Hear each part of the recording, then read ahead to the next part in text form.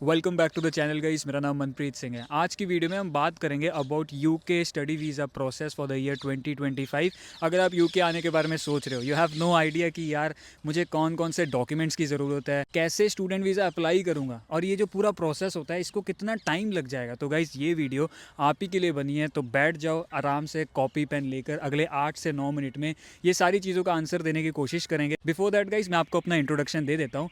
मैं ना यहाँ पे जनवरी 2023 स्टूडेंट वीज़ा पे यहाँ पे आया था। तो मेरी जो यहाँ पे ऑफ़र लेटर थी ना, वो एप्लीकेशन के एक हफ्ते के अंदर अंदर आ चुकी थी, which is very quick. Tips दूंगा आपको कि आप भी कैसे अपनी ऑफ़र लेटर जल्दी से जल्दी मंगवा सकते हो। एंड ये जो मेरा खुद का स्टूडेंट वीज़ा का पूरा प्रोसेस था ना अप्रूव होने का, वो 2 महीने के अंदर अंदर पूरा कंप्लीट हो चुका था। तो गाइज स्टार्ट करते हैं वीडियो, बने रहना, एंड तक देखना वीडियो को। एंड इस चैनल व्हाट्सअप यूके को सब्सक्राइब कर देना, because WhatsApp UK is all about what's happening in the UK that may be a students concern. Guys अगर आप यूके आने के बारे में सोच रहे हो तो मैंने अराउंड 100+ वीडियोस इस चैनल पे डाल रखी हैं। आप जाके सर्फ करो, चेक करो, and I can bet guys कि आपको ना मेरी वीडियोस काफ़ी ज़्यादा हेल्पफुल लगेगी। एंड इसके अलावा देयर आर सम क्वेश्चंस जो कि आप मेरे को पब्लिक में पूछ नहीं सकते, एंड मैं भी यहाँ पे कमेंट में रिप्लाई दे नहीं सकता। कुछ होते हैं पर्सनल क्वेश्चंस, तो गाइज उन क्वेश्चंस के लिए आप मेरे को इंस्टाग्राम में फॉलो करो। We can have a good chat about it over there. So now guys it is very simple. आपको ना यूके आने के लिए सिर्फ 6 डॉक्यूमेंट्स की ज़रूरत है बस। अगर आपके पास ये 6 डॉक्यूमेंट्स हैं तो आप यहाँ पे यूके आ सकते हो, मतलब एप्लीकेशन कर सकते हो, आपको वीज़ा नहीं मिलेगा। तो नंबर 1 डॉक्यूमेंट के बारे में बात करते हैं। ये रहने वाला है गाइस पासपोर्ट। पासपोर्ट अगर आपके पास नहीं है तो गाइस प्लीज़ बनवा लो, क्योंकि पासपोर्ट बनवाते बनवाते ना 3-4 महीने लग जाते हैं। एंड पासपोर्ट के ऊपर ही आपका वीज़ा लगता है, अगर आपको मिलेगा। तो पासपोर्ट नहीं है तो बात बनती नहीं है। The second document is the transcripts. अगर आपने यहाँ पे मास्टर्स करने आना है यूके में, या तो आपको बैचलर्स करने आना है, तो आपने ना यहाँ पे पीछे आपके जो पढ़ाई कर रखी है वहाँ पे आपको अपने मार्क्स दिखाने पड़ते हैं। दिखाना पड़ता है कि यार मैं कौन से बैकग्राउंड से हूँ। जो लोग मास्टर्स करने आ रहे हैं, दिखाना होता है कि मेरे कौन सी, मतलब किस फील्ड में मैंने बैचलर्स कर रखी है। जो लोग यहाँ पे बैचलर्स करने आ रहे हैं उनको अपने स्कूल के सर्टिफिकेट्स दिखाने पड़ते हैं कि हाँ ठीक है, मैंने साइंस स्ट्रीम, कॉमर्स स्ट्रीम में ये सारी पढ़ाई कर रखी है। वहाँ पे मार्क्स वगैरह चेक किए जाते हैं। तो ट्रांसक्रिप्ट्स एक ऐसी चीज़ है गाइस, उसके बिना आपका यहाँ पे कोई काम नहीं बनने वाला है। तो सेकंड डॉक्यूमेंट ट्रांसक्रिप्ट्स रहता है। डॉक्यूमेंट नंबर 3 के बारे में बात करेंगे अभी। जैसे हम सभी को पता है कि UK is English speaking country, तो यहाँ पे आपको प्रूव करना पड़ता है कि देखो मैं यूके आऊँगा, मैं समझ सकता हूँ, बोल सकता हूँ इंग्लिश। तो मैं जितने भी अपने डेली एक्टिविटी करूँगा ना, जैसे लोगों से मिलना, ट्रैवल करना, जॉब, पढ़ाई वगैरह सब कुछ करूँगा, तो मैं कर सकता हूँ, मतलब मैं इंग्लिश बोल सकता हूँ यार। तो उस चीज़ के लिए आपको कुछ टेस्ट हैं जो कि परफॉर्म करने पड़ते हैं। एक टेस्ट ऐसा है आइल्स। आइल्स का आपको स्कोर यहाँ पे दिखाना पड़ेगा। काफ़ी यूनिवर्सिटी के क्राइटेरियाज होते हैं। कोई यूनिवर्सिटी बोलती है मेरे को 6 बैंड चाहिए आइल्स में, कोई यूनिवर्सिटी बोलती है 6.5 चाहिए, तो वो आपको देखना पड़ेगा। इसके अलावा अब आप क्या कर सकते हो, कुछ कुछ यूनिवर्सिटीज़, जैसे मेरी यूनिवर्सिटी थी, वो आपको वेवर भी प्रोवाइड करवा देंगे। अब वेवर का मतलब है कि वो बोलेंगे कि ठीक है, अगर आपने लास्ट 2 साल में, है ना, इंग्लिश का कोई भी सब्जेक्ट है उसमें 80% से ज़्यादा स्कोर कर रखे हैं, तो हम आपको वेवर प्रोवाइड करवा देंगे। आपको आइल्स का टेस्ट नहीं देना पड़ेगा। हम समझ जाएंगे कि ठीक है चलो आपको इंग्लिश आती है। बट फिर भी उस डॉक्यूमेंट के लिए अगर आपको वेवर लेना है, आपको अपनी यूनिवर्सिटी या तो स्कूल में जाकर, कॉलेज में जाकर ये लिखवाना पड़ेगा कि आपका जो कोर्स था that was taught and assessed in English. तो ये हो जाता है आपका प्रिंसिपल, आपका जो कॉलेज का जो भी डीन है उसने साइन कर दिया। फिर ये आपको जब एप्लीकेशन करोगे, जिसके बारे में हम बात करेंगे आगे वीडियो में, तब आप इस डॉक्यूमेंट को अटैच करोगे तो आपको वेवर मिल जाता है। डॉक्यूमेंट नंबर 4 होता है एक LOR, यानी कि लेटर ऑफ रिकमेंडेशन। इसका क्या मतलब होता है कि लोग आपको, कोई ऐसा इंसान हो जो कि आपको रेफ़र कर रहा है कि देखो हाँ ये इंसान सही है, इसने कुछ कर रखा है ज़िंदगी में, तो आप इसको यूके का वीज़ा दे दो। अब वो मांगते हैं ऐसा। अब देखो 2 तरीके के बच्चे आते हैं, कोई मास्टर्स करने आता है, कोई यहाँ पे बैचलर्स करने आता है। LOR जो होती है ना, आपको 2 डॉक्यूमेंट्स यहाँ पे 2 कॉपीज़ निकलवानी पड़ती है, डिफरेंट डिफरेंट। अब जो यहाँ पे मास्टर्स करने आ रहे हैं, मतलब कि उन्होंने यहाँ पे जॉब कर रखी है, बाय एनी केस अगर आपने जॉब कर रखी है, तो आपको एक LOR अपनी यूनिवर्सिटी से लेनी है फॉर मास्टर स्टूडेंट्स, राइट। एक LOR आपको यूनिवर्सिटी से लेनी है, और एक LOR अगर आपने जॉब कर रखी है तो वो एम्प्लॉयर से आपको लेनी पड़ेगी। अब जो लोग यहाँ पे ग्रेजुएशन करने आ रहे हैं, यानी कि बैचलर्स करने आ रहे हैं, वो क्या कर सकते हैं, वो अपनी स्कूल में जाकर एक प्रोफेसर से एक LOR ले सकते हो और एक प्रोफेसर से अलग LOR ले सकते हो। ये ना बहुत टाइम टेकिंग प्रोसेस है, मेरे को बहुत टाइम लग गया था। अब मैंने पर्सनली क्या किया था गाइस, कि मैंने ना LOR का एक पर्सनली घर बैठकर फॉर्मेट लिख लिया था। मैं गया अपने प्रोफेसर के पास, मैंने उनको बोला कि देखो दिस इज़ द थिंग, मैंने ये लिख लिया, मेरे लिए दिस इज़ द बेस्ट, तो आप इसको पढ़ लो। अगर आपको चेंजेस करने हैं तो आप यहाँ पे चेंजेस कर सकते हो, अदरवाइज़ आप साइन मार के दे दो। इसमें एक तो मेरा टाइम बच गया, क्योंकि फिर प्रोफेसर लिख रहा है, ये कर रहा है, एडिट करवाओ, तो वो बहुत टाइम बचता है यार। और एक ये है कि you get what you want. अब देखो, अगर आपको नहीं समझ आ रहा है कि LOR कैसे लिखनी है, क्या होता है उस चीज़ में, तो गाइज़ मैं यहाँ पे अपनी सर्विसेज भी लॉन्च करने वाला हूँ, जो कि आपको थोड़ी देर में समझ आएगी, आपको शेयर करके बताता हूँ। हम चलते हैं to this next document which is a CV, document number 5। हाँ, CV में आपको सब कुछ लिखना रहता है, आपका एड्रेस एंड ऑल, आपने क्या क्या अचीव किया है apart from your qualification. Document number 6 and the main document, जिसके ऊपर ना आपका UK का पूरा वीज़ा डिपेंड करता है यार। एंड SOP को हम बोलते हैं स्टेटमेंट ऑफ पर्पस, कि आपका क्या पर्पस है, आप क्यों आना चाहते हो, है ना। आपके मन के अंदर तो दूसरी चीज़ें होती हैं, कोई यहाँ पे सिर्फ पैसे कमाने आना चाहता है, कोई सच में पढ़ाई करने आ जाता है, बट आपको वहाँ पे चीज़ें काफ़ी रिफाइंड वे में वहाँ पे लिखनी पड़ती है।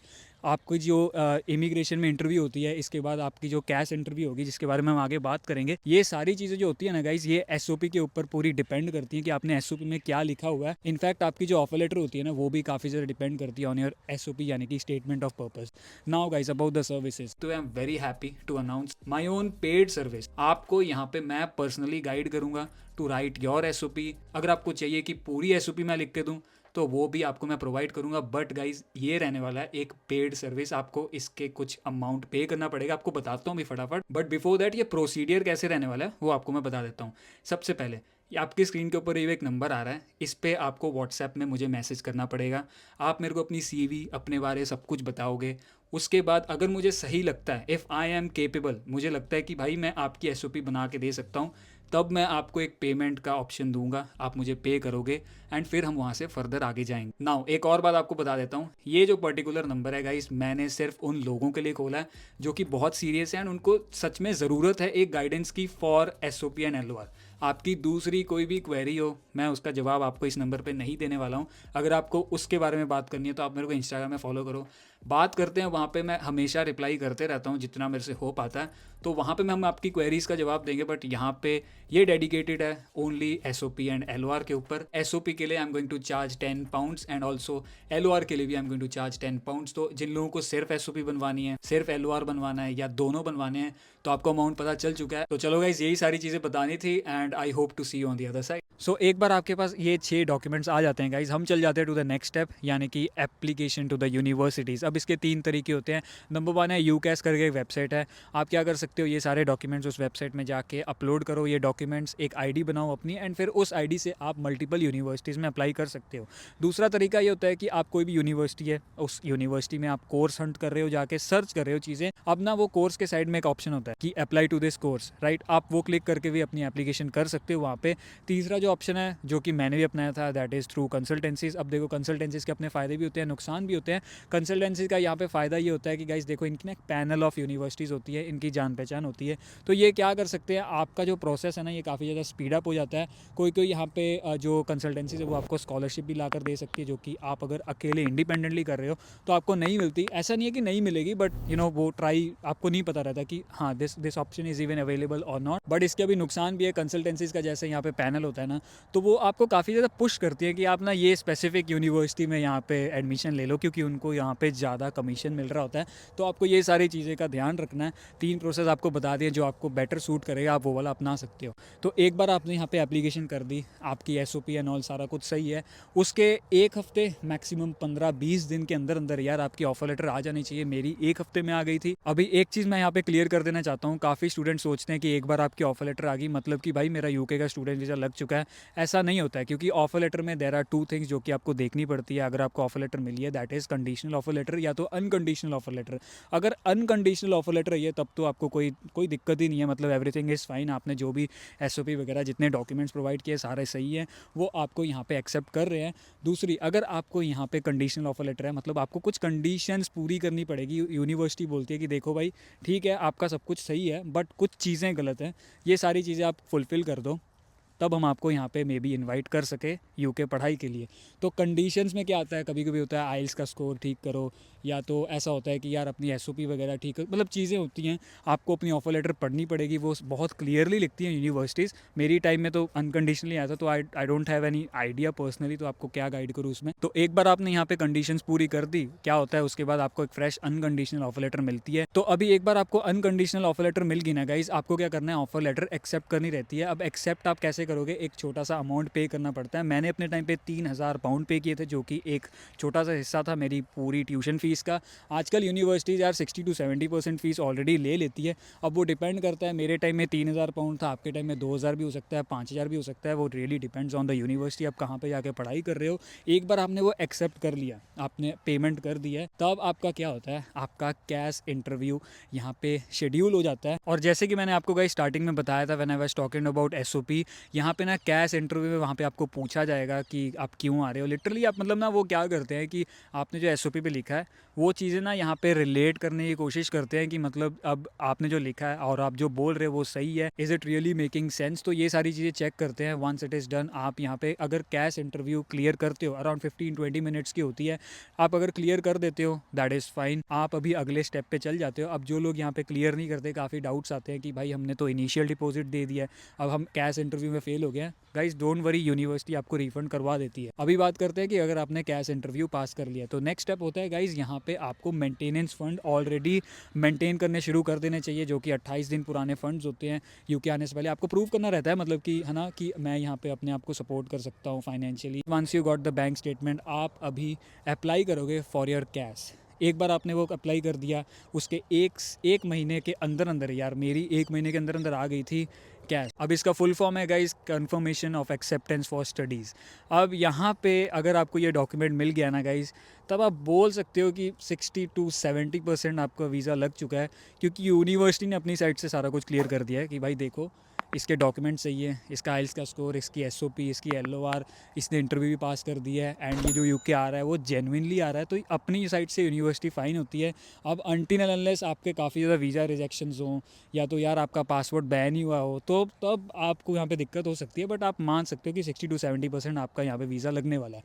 अभी बात करते हैं, एक बार आपकी कैश लेटर आ चुकी है तो आप क्या करोगे। अब कैश लेटर में ना आपको यहाँ पे एक यूनिक नंबर मिलता है, उस यूनिक नंबर के हेल्प से आप अभी नेक्स्ट स्टेप पे जाओगे, दैट इज़ वीज़ा एप्लीकेशन। अब वीज़ा एप्लीकेशन का प्रोसेस होता है, उसमें एक अलग वीडियो में आपको बना के दिखा दूंगा। बट उसमें जनरली क्या होता है, आपको अपना नाम, एड्रेस वगैरह वो सारी चीज़ें फिर से फिल करनी पड़ती है, passport number and all everything, कौन सी यूनिवर्सिटी में जा रहे हो, ये सारी चीज़ें होती हैं। Very easy, very simple process. If you want a video comment कर देना, मैं वो भी आपको निकाल के दे दूंगा एक पूरी गाइड। इसके अलावा आपको एक एप्लीकेशन फ़ीस होती है, जिसके बारे में लाइक मेरे को अभी I don't have any idea, क्योंकि वो ना अपडेट होती रहती है।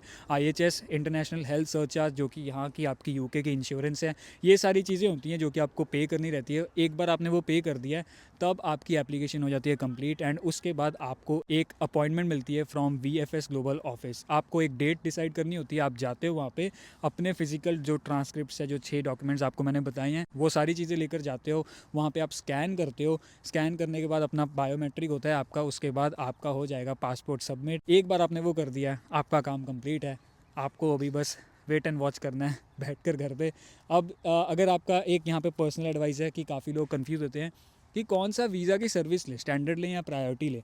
देखो, अगर आपके पास अभी ना टाइम है, 1 से 1.5 महीना भी है, मिनिमम इतना तो है, तब भी मैं बोलूँगा आप स्टैंडर्ड कैटेगरी पे जाना, क्योंकि 15 से 20 दिन के अंदर अंदर VFS ग्लोबल आपको वीज़ा दे देता है। अनटिल अनलेस ऐसा हो कि आपने ना इतने रश में अप्लाई किया है, मतलब आप काफ़ी ऑलरेडी इतने एंडिंग में हो, तब मे भी आपको यहाँ पे प्रायोरिटी लेना पड़े। बट ज़्यादातर मैं यही रिकमेंड करूँगा कि यार बहुत महंगा होता है प्रायोरिटी, तो आप स्टैंडर्ड ही ले लेना। इसके अलावा गाइस, हमने ना काफ़ी कुछ मिस किया है अभी भी। प्रोसेस आपको मैंने बता दिया, बट खर्चे के बारे में नहीं बताया कि IHS कितनी होती है, आपको मेंटेनेंस फंड कितने करने हैं, ये A to Z, ये सारी चीज़ के ऊपर गाइस मैंने वीडियो बना रखी है। So guys that was all about the video. I hope कि आपके लिए ये वीडियो काफ़ी ज़्यादा हेल्पफुल हो। इसके अलावा मैंने अपनी पर्सनल सर्विस के बारे में बात की है गाइस। अगर आपको जेन्युइनली चाहिए, बेवजह आप प्लीज़ वो पेमेंट वगैरह मत करना, आई डोंट नीड दैट। अगर आपको जेन्युइनली SOP एंड LOR में मेरी तरफ से आपको मदद चाहिए, डिटेल्स मैंने डिस्क्रिप्शन में भी डाल दी हैं। चलो guys, that is all about the video. मैं निकलता हूँ, तब तक के लिए बाय बाय।